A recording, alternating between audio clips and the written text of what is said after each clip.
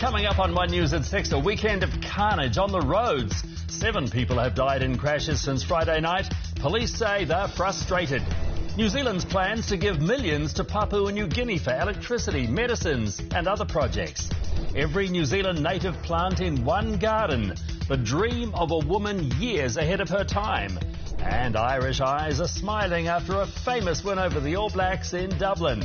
Those stories and more. One News at 6.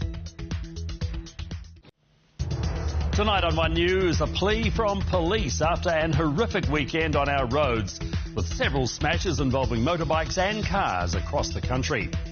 Angry clouds and a turn in the weather bring a twist of another kind. A giant tornado mows its way across mid-Canterbury farmland. And when Irish eyes are smiling, an historic home win for the New Zealand-born coach and his Ireland team. The game is over. Ireland score a famous home win against the All Blacks.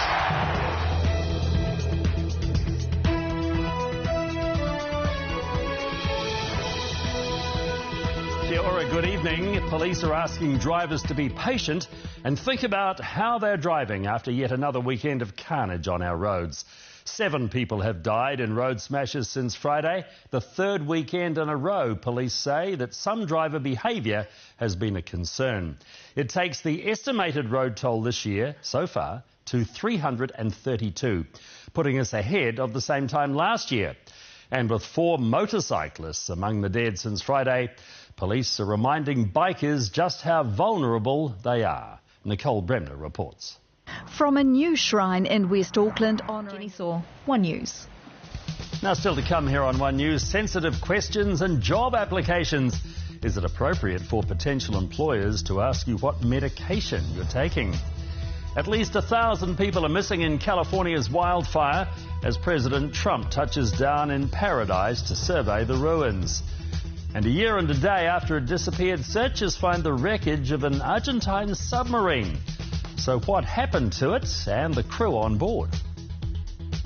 Hiya, put your feet up and relax with One. Tonight, meet the farming family. The food store chain Wishbone is accused of being invasive after it asked job applicants to provide details of what medication they're on. The Green Party says the question is potentially discriminatory and could have legal ramifications. Political reporter Mikey Sherman has the story. Tear gas and stun grenades. Well, after the break, we head south to Stewart Island and one of the best collections of our native plants you'll ever find in one place. And later, we have a post-mortem on the epic Irish All Blacks game. What does it mean for next year's Rugby World Cup? And we've got heavy rain, hail and snow in the forecast. I'll have the warnings and the day's temperatures for you after sport.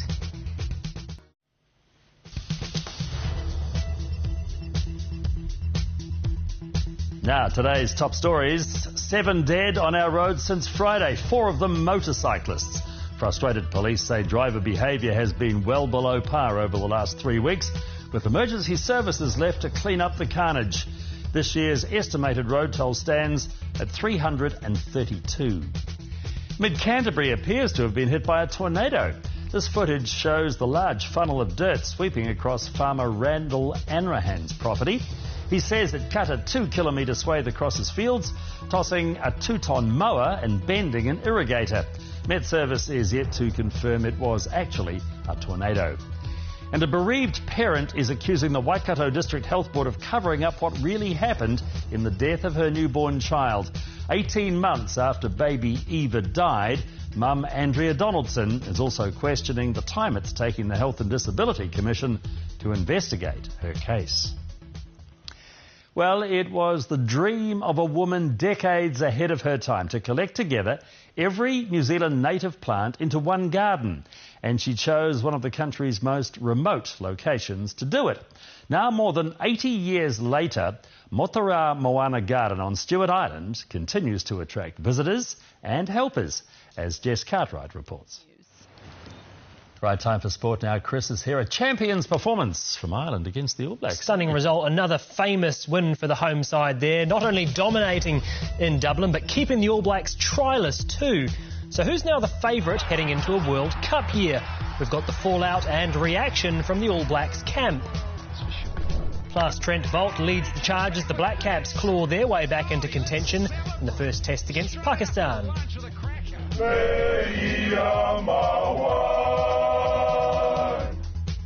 And they were rugby stars of the 90s, now self-professed boys to old men, are serenading Samoan style. Mobil proudly brings you One News Sport. At Mobil you can pay, earn and use Mobil Smiles points instantly, all at the pump. Kia ora, welcome back to sport. Kiwi coach Joe Schmidt is now being called the All Blacks Slayer after guiding Ireland to another epic upset win over the world champions, this time 16 points to 9 in Dublin. Touted as a future replacement for Steve Hansen, Schmidt's team kept the All Blacks trialless for 81 minutes and have now won 17 of their last 18 test matches. Matt Manukia has the action. One News. And Pete, the current Samoan team could have done with some of that rhythm earlier today. They were up 19-3 against Georgia. They lost 27-19. Not a great second half. No. Thank you, Chris. Very good. Now, coming up, Renee's here with details of the cold snap in the south. Then on Good Sorts tonight, the school teaching mother and daughters important life lessons on how to truly connect with each other. Tonight on One, a story of survival from Stephen Adams' mentor on Sunday. Then, the truth is revealed in The Cry. On 2, there's a People's Choice Challenge in MKR New Zealand. Then, Keanu Reeves is out for revenge in John Wick. Over on Jig, the Car SOS team work to restore a classic 60s Italian coupe.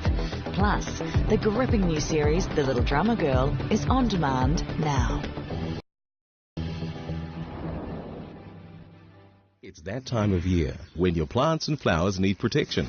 Go to kiwicare.co.nz, select Problem Solver, and in just a few clicks, you'll find a solution. Ooh. KiwiCare, bringing you a healthy, beautiful garden and tonight's One News weather. Kia ora, welcome back. A gnarly storm is spreading cold air across the South Island today, while the remains of a ridge is fading out across the upper North Island. And we're in for a few days of cold, wet weather. It's going to be quite different from last week's mostly settled skies.